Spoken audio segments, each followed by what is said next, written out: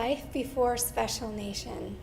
It was quiet, lonely, and boring for my son especially, and hard for the whole family because we all had this desire to meet a need of Davis's and we didn't know how to meet it. Approximately 7 years ago, my family began attending Redeemer Church, and we were very blessed that the associate pastor there helped us connect with a lady who was willing to take my daughter and spend time with her so that I could attend service. And at the time, that was a wonderful blessing, but it became quite apparent that about 2 years into that my daughter wanted and needed more than just being entertained while we were at service. Unfortunately, she had an aggressive episode at church and we didn't bring her back. I saw an increasing need in our community, and not a lot of churches, and certainly our church, was not in a position to really reach out to and not just accommodate those families, but make a place for them. And we had a couple of situations happen where some people with special needs came and we weren't prepared for them, and it just broke my heart. Of all the places in the world that they should be able to have a place where they belong, the church should be that place. Church for us had improved because we were living in Maryland, in the DC area, and there's a church there that has probably the largest special needs ministry in the country, one of the largest in the world. So we saw what a church that offered that looks like, and then when we finally were able to move back here, Redeemer was my home church. Our family had been going here for 20 years, and they had nothing. And I was a little bit bitter about that. God just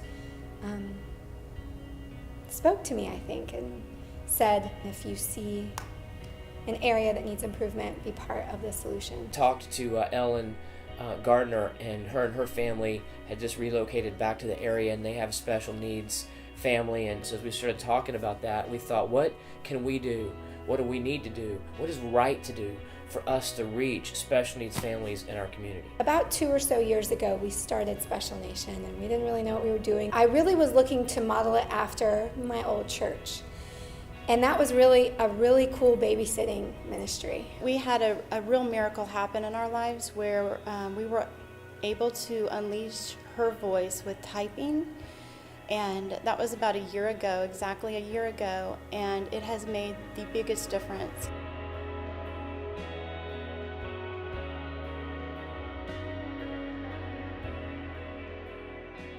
It really didn't come together until a couple of our core kids here, whose parents go to Redeemer Church, started communicating nonverbal autism, affected by nonverbal autism, and they started typing and showing us how capable they are, how intelligent they are.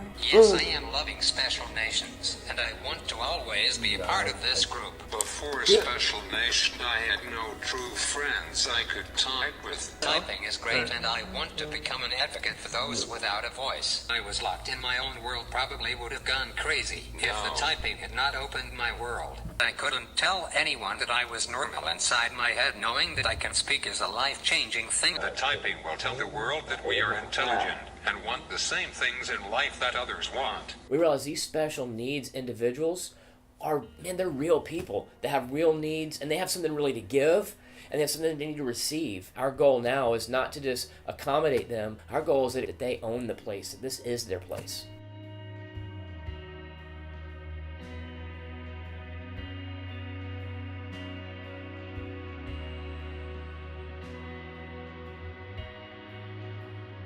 What really defines Special Nation for us is community. And it's more than just, there's a term called inclusion, which is used often in the special needs world. We want to take it past inclusion, and we want these kids to belong. And when they're not here, they're missed, and we get to know who they are.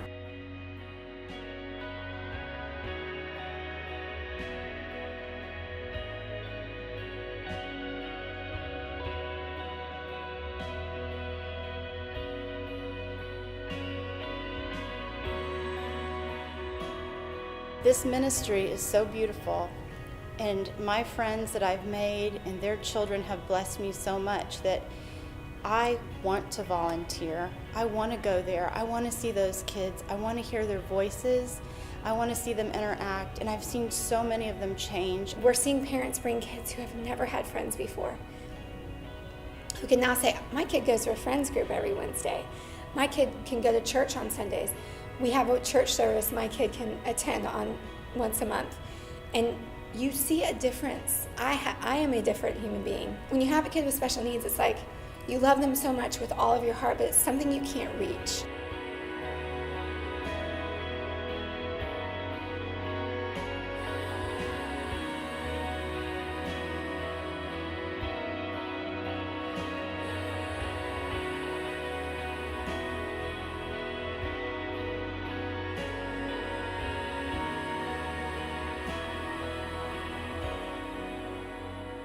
The Bible refers to nations as people groups, as unique people groups, not geographical borders.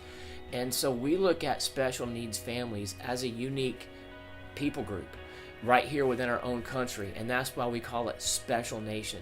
The Bible says, ask of me, and I will give you the nations as your inheritance. Our prayer is at Redeemer, God, give us the special nation.